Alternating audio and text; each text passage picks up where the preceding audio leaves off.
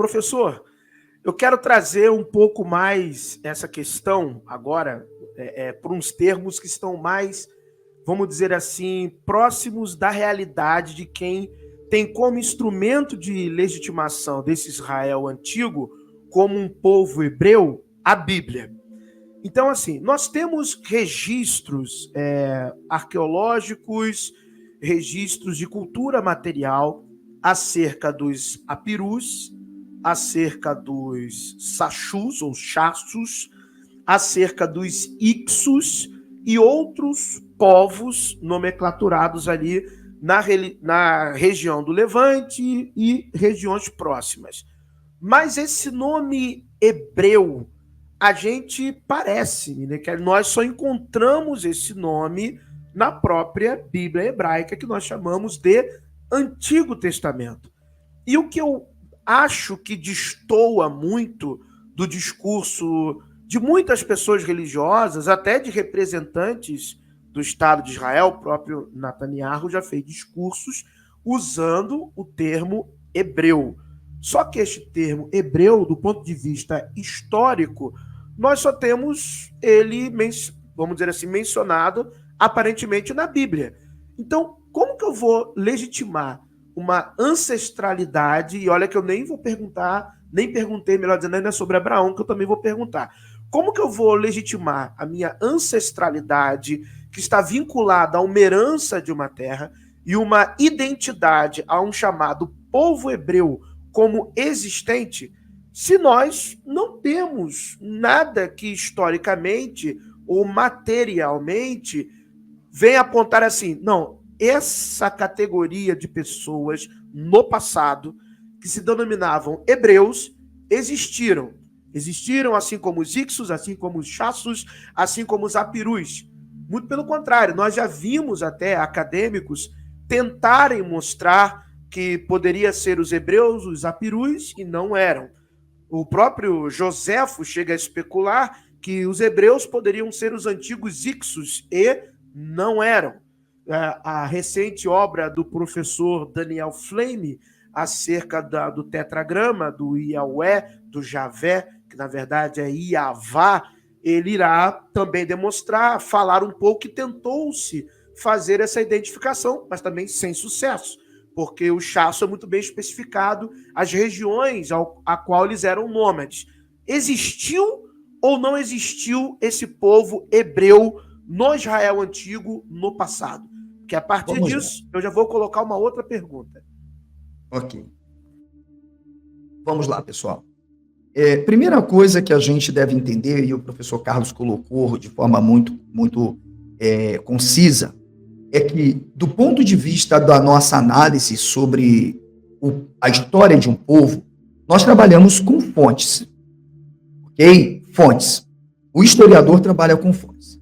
Quais são as fontes que nós temos para poder determinar determinadas proposições que são hoje defendidas dentro da academia, ou seja tradicional ou academia mais liberal? São as fontes históricas. E nós classificamos essas fontes históricas como o quê? Como fontes primárias, fontes secundárias e fontes terciárias. Ok? Para estudar certas questões relacionadas a um povo, a gente precisa absolutamente trabalhar no que se chama reconstrução. Quando nós falamos do caso do Israel antigo ou do povo bíblico, tá? Quais são as fontes que nós temos hoje disponíveis? Quais são as fontes que nós podemos tomar como marco de premissas metodológicas para chegar e dizer, olha, é isso aqui? Primeira fonte é o material epigráfico, extra-bíblico. E por que eu estou dizendo isso? Porque a Bíblia, mesmo como uma fonte material própria, ela mesma se vale de fontes extra-bíblicas. E aí é que está. Apesar de eu não ter diretamente nada na fonte material direta, primária, sobretudo, epigráfica, para dizer que havia um povo hebreu tal como defendido hoje por nomenclatura dentro do debate, eu vou dizer aqui que havia um termo que também foi tomado pelos hebreus para poder explicar justamente o seu grupo, que é o termo Iven. que os hebreus tomaram do cognato, que é um termo, inclusive, usado na Suméria, e também foi usado pelos babilônicos, justamente dentro do mito de fundação dos seus estados, que começa justamente com a transição de um patriarca, de um líder que está procurando ocupar uma determinada região, e ele atravessa para o outro lado. Por isso, veja, eu costumo dizer, eu sei que o professor Carlos poderá chocar alguns, mas não é a minha intenção, a Bíblia é um conjunto de mentiras narrados em forma de gêneros literários. E os judeus não inventaram, por exemplo, eu olhei o título, eu até falei assim, eu entendi o que o professor quis dizer. Na verdade, eles mentiram. Eles se apropriaram absolutamente de muitas fontes para construir uma história. O conceito de hebreu, por exemplo, faz parte do berço linguístico, do berço semântico, do campo cognato, vamos dizer assim, em que os hebreus, ou judeus, vamos chamar, ou o povo nômade, toma para construir uma narrativa. Qual é a narrativa? Ele vai tentar explicar. Porque ele se apropria do mesmo mito de fundação, tá? Que nós achamos na Suméria, achamos também nos achados babilônicos, que é o quê? Que existe um indivíduo que está além do Jordão, está do outro lado, ele vai atravessar para explorar uma terra e, a partir dali, se organizar. Então, veja, o termo Ever, que aí sim, de Ivrim, que é uma forma plural, que significa travessias, simplesmente foi utilizado por eles para construir uma história própria de suas origens. Isso chama-se mitos de fundação das origens. Isso está na Epopeia de Gilgamesh, em Atrahasis, na Enuma Elish. Também encontramos no Códice Sumeriano, nas narrativas com Marduk, em relação ao mito de fundação. Na Grécia Antiga nós encontramos isso também. Então, significa, não importa para nós a verdade, se eles eram hebreus no sentido de um povo identificável ou não. Eu, José, parto de uma visão de que o nome não designava um povo. Assim como, por exemplo, cananitas não designava um povo, designava povos. Hebreus, o termo não está no singular, o termo está no plural. Hebreus, Ivrim, que logo significa, ou posso ainda usar outro campo decinal para poder dizer ivrite. Portanto, eu estou dizendo que refiro-me a grupos específicos que tomaram uma ação de se movimentarem, de se locomoverem, de emigrarem, saírem de uma região para outra.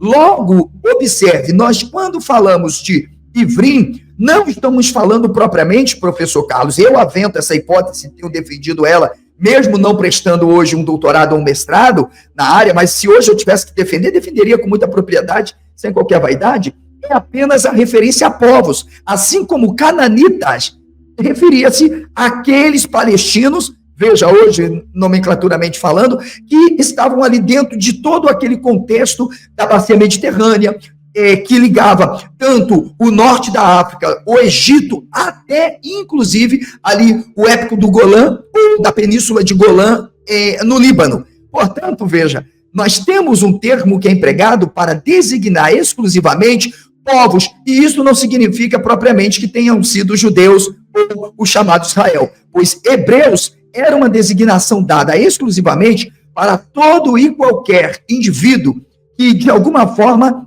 se locomovia, saía do outro lado. Por isso é um campo semântico. Você pode ter o próprio verbo ivir, o verbo avar, que é o verbo atravessar. Você pode ter a palavra como um substantivo, ivrit ou ivri, que significa simplesmente hebreu. E por que ele era um hebreu? Porque ele é um descendente de Abraão? Não. Ele é um hebreu porque ele é descendente de qualquer outra figura, até porque Abraão não existiu. Já estou chutando balde aqui? Não. Ele é simplesmente um hebreu porque foi um indivíduo que, dentro desse contexto geográfico, portanto, é a partir de uma geografia que nós delimitamos que só é possível entender a história desse povo. Portanto, o professor Carlos está absolutamente correto, ainda que de forma interpelativa, ao dizer nós não temos fontes primárias absolutamente nenhuma, não tem material epigráfico extra-bíblico que fale de um povo chamado Hebreus, não tem. Mesmo o Cilindro de Ciro, observe que vai falar desses povos, não trata. O Cilindro de Ciro eu acho que é o mais importante, porque os próprios judeus, e aí a elite de Judá, que está ali em Babilônia e agora faz parte da estrutura de poder de Ciro, não é mencionada de forma absolutamente como não só judeu, como hebreu. Na narrativa do Cilindro de Ciro, que hoje é podemos dizer, um documento histórico, graças à arqueologia, graças à epigrafia, à iconografia, nós podemos dizer que cada vez mais as mentiras construídas, históricas e sociais de um povo estão vindo à tona.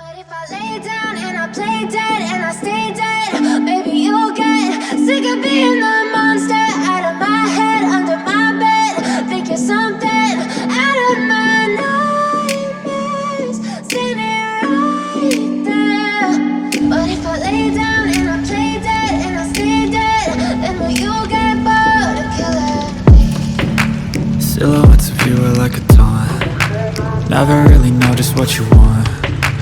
With you I don't ever feel calm. I can feel the sweat inside my palm.